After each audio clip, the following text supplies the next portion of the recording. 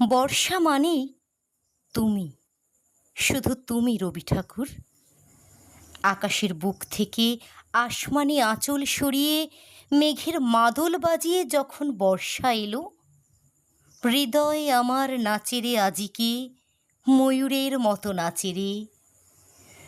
মায়ের প্রাণ জুড়োনো কণ্ঠে তোমাকে চিনলাম। ধুলোর চাদর সরিয়ে যখন সদ্য স্নান সেরে ওঠে কুমারী গুল্মলতা, তখন আমার ষোড়শী মনে চিরসবুজের সমাহার সাজিয়ে মেঘমল্লারের মিলন দেখলাম ধরিত্রীর অবগুণ্ঠনে। জল থই থই আঙিনায় কাগজের নৌকোয় ভাসিয়ে দিলাম তোমাকে লেখা প্রথম চিঠি, বন্ধু ঠাকুর।